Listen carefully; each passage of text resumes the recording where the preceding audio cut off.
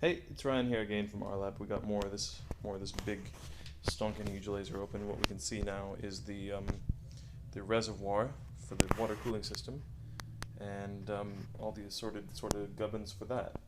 The front panel, and some more on the inside. And what I want to try and detail is where all the water cooling circuits go. So I'm going to grab a pointing stick.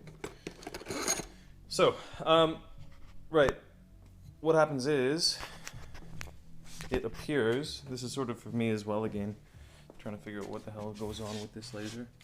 So city water comes here. Can't really tell which is the in and the out. Might be labeled. But yeah, city water comes here. Ignore this, this is on a different thing. So on the inside, that looks like it comes around sort of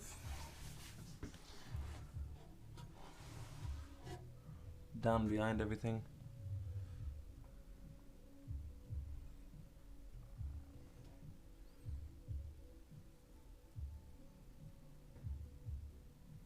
Yeah, it looks like city water comes in.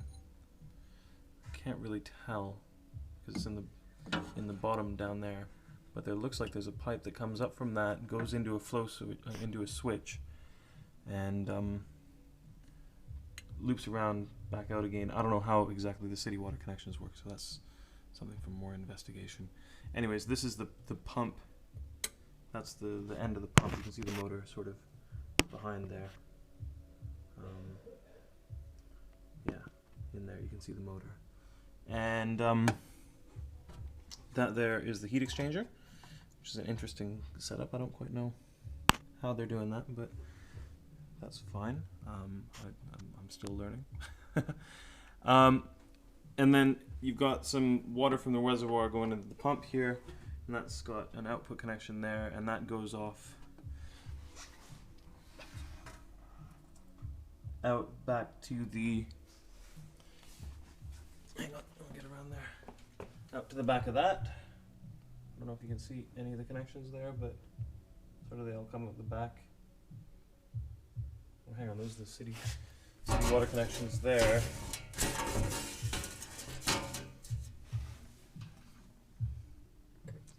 So yeah, these 1, 2, 3, 4 lines go off to the particle filter and deionizer cartridges back here. So there's the particle filter and the deionizing cartridge you can see down there.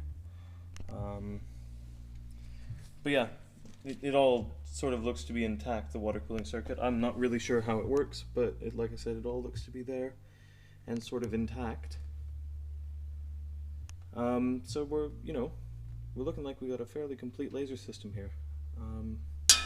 The only thing I'm still curious about is where that 4-way wire that I couldn't find dangles off to.